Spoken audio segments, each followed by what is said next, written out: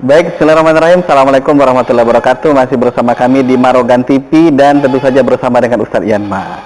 Dan di tema yang kedua ini, kalau tema pertama kita sudah bahas tentang RT, tentang rumah tahfiz, di yang kedua ini adalah rumah wakaf produktif.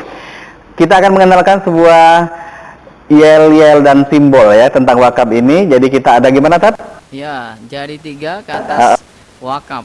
Oke. Nah, jari ke tengah, tiganya ke tengah, entrepreneur. Nah, jari 3-nya ke bawah, Marogan. Oke, jadi wakaf, entrepreneur, ya. Marogan. Oke, luar biasa. Dan tentu saja kita akan langsung aja ngobrol dengan beliau. Saya juga penasaran ini tentang wakaf ini, Ustadz. Ustadz, bagaimana cara biar bisa bersinergi antara rumah tahfiz dengan rumah wakaf ini? Nah, kalau rumah tahfiz kan tadi sudah mencapai target bahkan lebih tadi ya. Nah, kalau rumah wakaf sendiri itu gimana, Ustadz? Ya, jadi alhamdulillah, Allahumma shalli wa sallim ala sayyidina Muhammad Rasulullah wa ala alihi wa ashabihi wa man tabi'ahu wa nasarahu wa walah. Rabbi ja'al hadhil qaryatan aminatan mutma'innah munawwaratan warzuq ahlaha minas samarati man amana minhum billahi wal yawmil akhir. Amin ya rabbal alamin. Nah, jadi konsep kita membangun Palembang Darussalam, kita kenalkan satu konsep RW dan RT ya, berbasis RT dan RW.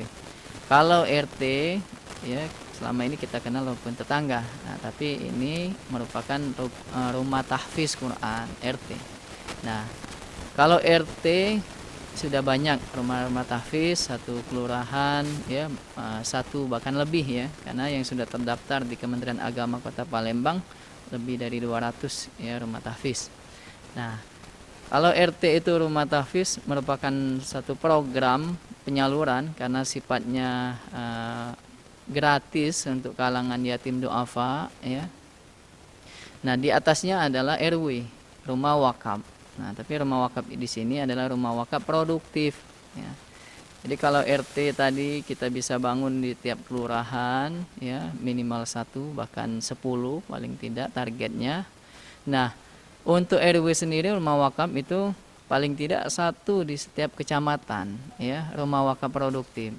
Nah, alhamdulillah kami sudah membuktikan ya di Silaberanti ujung itu daerah Pelaju sudah ada rumah wakaf produktif, yaitu kos-kosan ya untuk mahasiswi. Nah, jadi kalau rumah tahfiz di program penyaluran, nah rumah wakaf ini ialah fundraisingnya, penopang pembiayaan operasional rumah-rumah tahfiz. Nah, tapi karena baru 1 tentu jomplang ya, tidak bisa mengcover seluruh rumah-rumah tahfiz. Nah, kalau bisa kita bangun rumah-rumah wakaf di tiap kecamatan, Palembang ini ada 18 kecamatan ya, paling tidak 18 kecamatan. Baik kos-kosan, hotel, atau misalnya kita bangun tower ya. Nah, di mana hasilnya ialah untuk menopang kegiatan rumah-rumah tahfiz ya. Jadi memang ini satu PR bersama untuk bisa menghadirkan kita sama-sama secara berjamaah ya. Nah, di Silaberanti itu ada 18 kamar ya, ada kamar mandinya di dalamnya 2 tingkat. Nah, itu kalau misalnya dia tiap bulan ada hasil dari sewaan itu, maka hasilnya untuk rumah tahfiz ya. Nah, jadi wakaf produktif itu mesti kita galakkan di Kota Palembang ini ya. Palembang ini kan sebetulnya masyarakatnya familiar dengan kegiatan wakaf ya. Bahkan iya, nah jadi dari yang tadinya 3M wakaf itu, wakaf makam, masjid dan madrasah ya. Nah, kita tingkatkan menjadi produktif.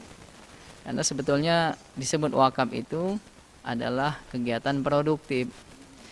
Dalam sistem keuangan Islam itu kalau untuk mengentaskan kemiskinan agar orang-orang miskin tidak mati kelaparan, ya dikenalkan konsep zakat. Nah, zakat itu adalah kegiatan membersihkan harta dari orang yang kaya, ya muzaki, kepada para mustahik, di mana mereka para fakir miskin. Bukan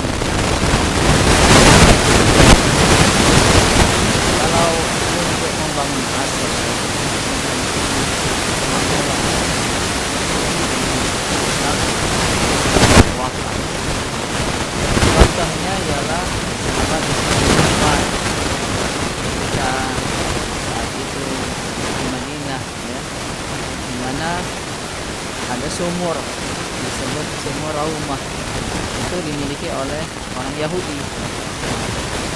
Kalau masa paceklik kekeringan, orang Islam itu harus bayar ya, mengajak siapa di antara para sahabat yang berani untuk membebaskan sumur itu. Kemudian sahabat Utsman bin Affan dia bebaskan sumur itu, kemudian dia jadikan itu untuk kepentingan kaum muslimin. Dari hasil sumur itu kemudian jadi perairan, perkebunan ya. Dari situ kemudian sekarang rekening atas nama Utsman bin Affan dibangunlah tower di dekat Masjid Nabawi. Lama banget ya, ini sudah 14 abad, bahkan kalau seandainya terus bisa dikelola dengan baik mungkin bisa sampai hari kiamat. Betul. Jadi namanya wakaf itu ya, dia menahan harta ya. Kalau orang sudah berwakaf maka itu kan tidak bisa diambil lagi. Tinggal hartanya tadi ditahan. Misalnya orang berwakaf tanah ya, tidak boleh tanahnya dijual, tidak boleh dihibahkan, tidak boleh diwariskan, hanya boleh mengambil manfaat di atas tanah itu, dijadikan perkebunan, dijadikan sawah, dijadikan bangunan persewaan, kos-kosan, hotel dan lain sebagainya. Nah, ini sebetulnya di dalam konsep Islam negara-negara Muslim sudah banyak yang menerapkan ini. Ya. Misalnya di Mesir ada Universitas Al-Azhar Kairo, sudah berdiri 1000 tahun yang lalu. Nah, sampai hari ini mereka masih eksis, ya, di mana mahasiswanya itu bisa kuliah di sana secara gratis, ya, gratis, beasiswa. Nah, dari seluruh dunia, ya. Nah, dosen-dosennya pun mereka digaji dengan layak, ya. Nah, rupanya mereka memiliki harta wakaf yang sangat besar sekali, ya. Jadi, iya bukan, itu satu lembaga Jamiah Al-Azhar, ya. Nah, jadi malah ketika krisis ya politik di Mesir, ya, itu pemerintahan itu berhutang dengan kekayaan harta wakafnya Al-Azhar, ya. Jadi luar biasa kan. Nah, jadi begitu juga di Saudi misalnya. Di Saudi itu banyak sekali tower, misalnya Grand Zamzam, hotel Grand Zamzam yang sering kita pakai, misalnya bintang 5 itu kan ada tulisan di depan jam itu, wakaf lillahi ta'ala al-malik Abdul Aziz. Nah, jadi itu harta wakaf, ya. Jadi hasilnya kemudian disalurkan untuk kepentingan kaum muslimin, ya. Ustadz, nah apakah ketika misalnya orang berwakaf nih, bisa nggak sih maksudnya wakaf itu masih dikelola sama keluarganya sendiri atau gimana? Iya, jadi kalau di dalam konsep Islam, ya, memang ada dua jenis penyaluran wakaf. Boleh wakaf itu untuk ahli, untuk keluarga, ya. Nah, misalnya di Saudi itu ada Bank Rajhi, itu untuk ahli dia, untuk keluarganya, ya, hasilnya itu, ya. Nah, tapi kemudian kalau misalnya sudah tidak ada lagi keluarganya, untuk kepentingan kaum muslimin, ya. Ditulis, ya, ada mauquf alainya, orang-orang yang bakal menerima harta wakaf itu. Karena kan wakaf produktif, jadi tower, ya, kemudian kan dia dibisniskan terus-menerus, ya, berkembang. Nah, contohnya kayak Marogan. Kayak Marogan itu dia punya sekarang ini saya pernah berfoto di depan tower itu 6 tower di Mekah, ya, dan itu diwasiatkan oleh Kiai Marogan, ya, pertama sekali untuk anak cucunya yang laki-laki, ya. Iya, ditulis ada sekitar 8 golongan yang penerima hasil wakaf towernya. Nah, nanti habis anak laki-laki, anak cucunya yang laki-laki ialah fakir miskin yang ada di negeri haram, ya, yang ada di Mekah, Madinah. Nah, kemudian ada lagi penuntut ilmu mazhab Syafi'i, pengamal tarekat Qadiriyah, ada disebutkan di situ. Nah, jadi ada yang untuk ahli, untuk keluarga hasilnya, tapi ada juga untuk khairi, untuk kebaikan semua, ya, untuk kepentingan kaum muslimin, seperti Al-Azhar tadi, ya. Nah, makanya kita bisa memainkan peran itu, ya, para orang-orang kaya, bisa mereka supaya berkah hartanya, ya, dunia akhirat. Setelah mereka memiliki bisnis misalnya sukses, ya, nah, ada 10 pom bensin, 1 wakafkan, ya. Nah itu misalnya di Saudi, saya pernah diajak diskusi oleh Syekh Ali Jabir, ya, itu ulama asal dari Madinah, kemudian sudah jadi warga negara Indonesia, ya. Nah, dia cerita, ya, kalau di Madinah itu ada para agnia itu mewakafkan 1 tower, hasilnya untuk para imam di seluruh Madinah. Nah, imam masjidnya sejahtera. Iya, nah beda katanya dengan di Indonesia ini. Para ustadz, para ulama itu prihatin katanya hidupnya. Ya, hanya mengandalkan dari amplop, ya.